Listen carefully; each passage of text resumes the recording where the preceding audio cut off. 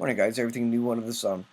I'm going to do a couple of videos today. I'm going to talk about the blood moons and its relation to Israel, specifically the blood moon that just passed. It's going to be in the second video today. Today, I want to talk about intelligence, which suggests that the Psalm 83 war will be upon us in 2019. You're looking at an image of the nations, the inner circle of nations that are represented in Psalm 83, verses 6 to 8.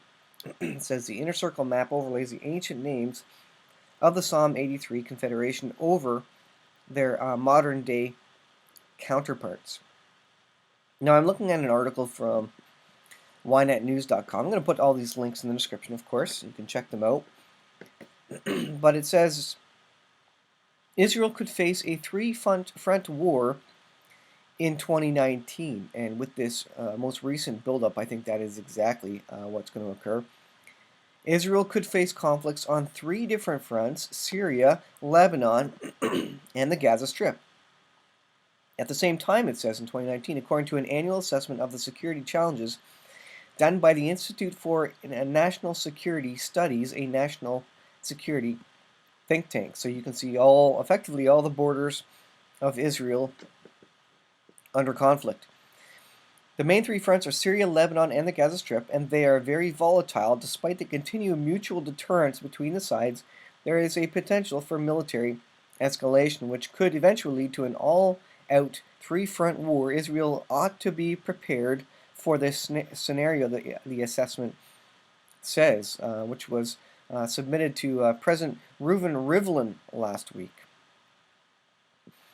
Not the... well, anyways. The Northern Front War. One scenario for a three-front war involves the IDF facing all military forces along Israel's northern border: Iran, Hezbollah, and the regime of Bashar Assad.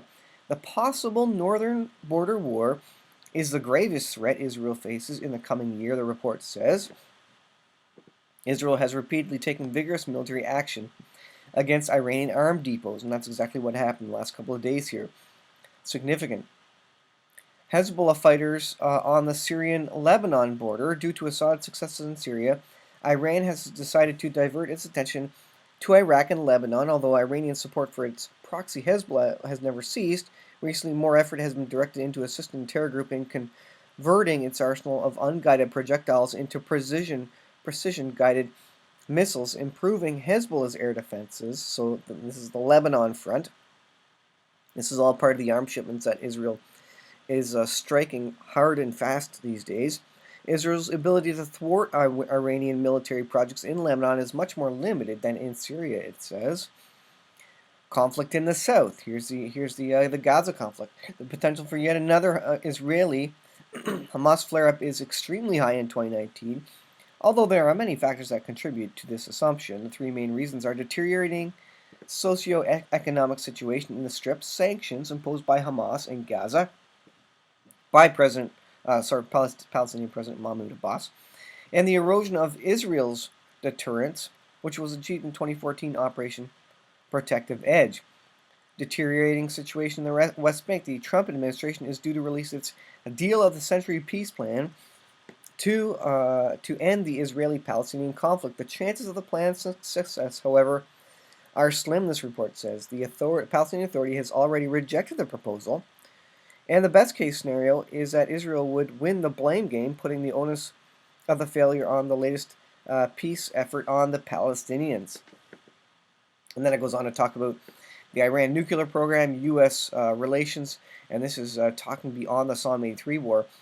But I think the article is interesting, as it effectively suggests that the Psalm 83 war, as many believe will happen, and is a real war, and is the inner circle of nations that Israel has to take out prior to Ezekiel 38, the wider circle of nations, etc. Interesting that it's speaking to these. Now, quick update on the peace plan here. Preparations underway for peace plan after Israeli elections. So Pompeo was speaking. He recently toured the Middle East and is planning a summit in Warsaw next month.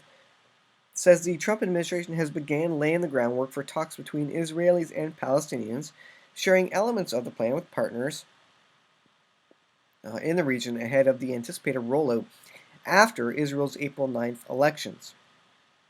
That's what Pompeo said. Peace talks will not be driven by the U.S., but by Israelis and Palestinians, Pompeo said.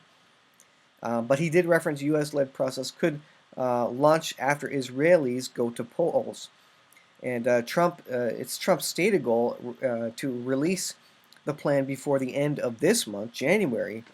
But many suggest, that's going to be put off again.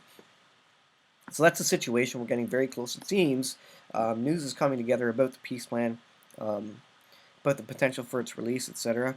And so this is coming fast. This is something we need to be aware of to see how this rolls out, to see what the end result of this is. But interesting that a think tank effectively is saying that the Psalm 83 war is kind of the next thing to be fulfilled, and it's going to be fulfilled in 2019. So is that going to happen? I've done a couple of articles on this now. It appears like this is kind of the next thing to happen. If Israel wants to do a greater strike in the region, take care of Iran in a greater way, they're going to have to get rid of the inner circle of nations, Psalm 83, and complete that prior to any other one. So a little update for you guys on the Psalm 83 situation, and I'll do it in the next video. Stay tuned for the next video on the blood moons and what that represents for the nations of the world. Thanks for watching. We'll see you guys in the next video.